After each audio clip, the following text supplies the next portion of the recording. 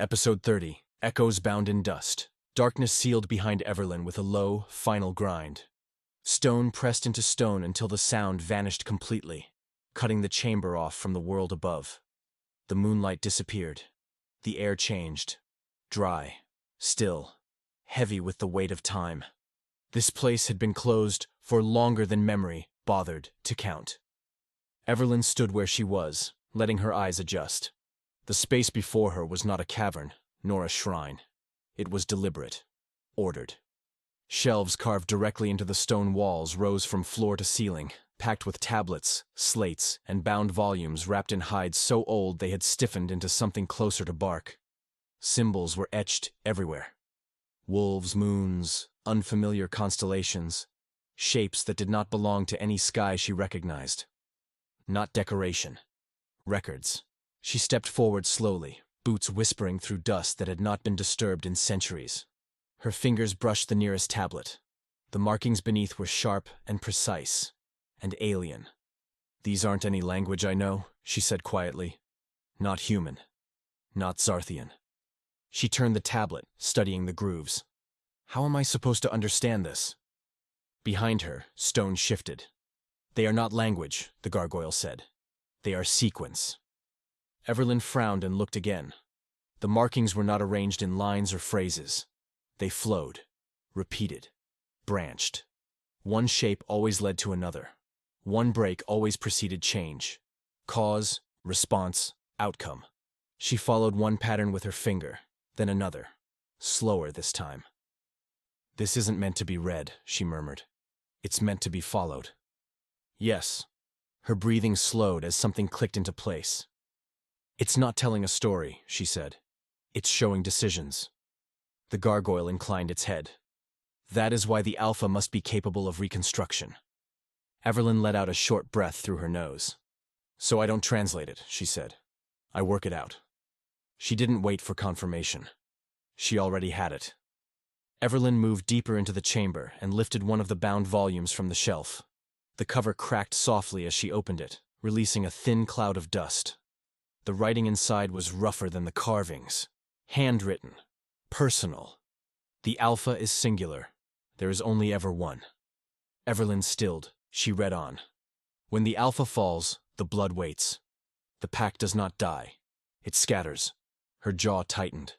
"The betas endure by separation, hidden until the Alpha returns." "So you didn't split the Alpha," Everlyn said slowly. "You hid the rest of us." "Yes." She turned another page. The last Alpha was male. He understood the danger of being seen too early. Everlyn paused. "He ordered this." "He did," the gargoyle replied, "and we obeyed." The pages spoke of long watches and longer silences, of betas choosing isolation over extinction, of bloodlines diluted, buried, disguised, waiting not for power, but for recognition. "The Alpha is not chosen. The Alpha emerges." Everlyn closed the book carefully and set it aside. "So why now?" she asked. "Why me?" The gargoyle's wings shifted, stone grinding softly. "Because the blood has recognized itself." She accepted the answer for what it was. Everlyn moved to the central table where colder stone tablets lay in deliberate order. These markings were sharper, clinical. Hunters, tracking, containment. "The Zarthians," she said. "They weren't the first to hunt us." "No." "They were hired." "Yes." She looked up. "By who?" "Those who remember where your kind came from." Her brow furrowed. "Came from where?" The gargoyle gestured, not to the walls. Upward. "These markings," it said. "Do you see constellations?" Everlyn followed its gaze. The carvings were not maps of Earth. They were star patterns. Her breath caught. "This isn't an Earthborn gene." "No." "And when you said others are hidden, not only here." She straightened slowly, looking again at the wall. Now she saw the differences she had missed before. Variations in posture, in limb structure, in proportion. Different hosts, different species. "So when I reach out," she said quietly, "I'm not just calling this planet." "You are calling the blood," the gargoyle replied. "Wherever it endured." Everlyn stepped toward the tablet set deepest into the stone and placed her palm against it. The surface was warm. She did not howl. She did not transform. She did not command. She acknowledged. "If you're still out there," she said quietly, "I'm here." The chamber seemed to shift, not physically, but directionally, as if something far beyond the mountain had turned its attention. Somewhere beyond Earth. Something listened. The gargoyle lowered its head, not in reverence, but in duty. "They will hear you." Everlyn lowered her hand. "And you?" she asked.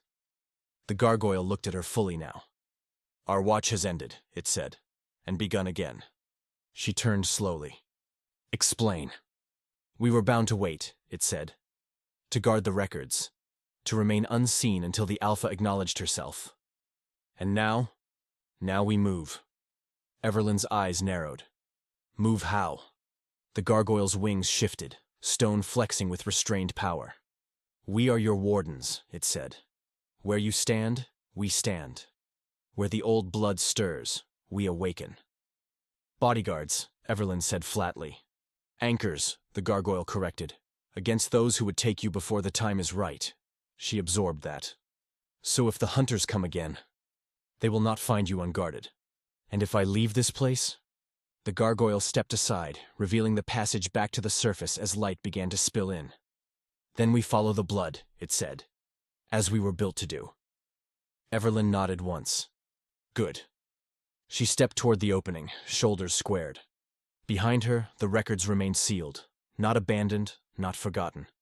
Their purpose was complete, at least for now. They had not preserved the past. They had prepared the present. And as Everlyn emerged back into the courtyard as the red morning light spilled over the temple, the ancient guardians shifted for the first time in centuries.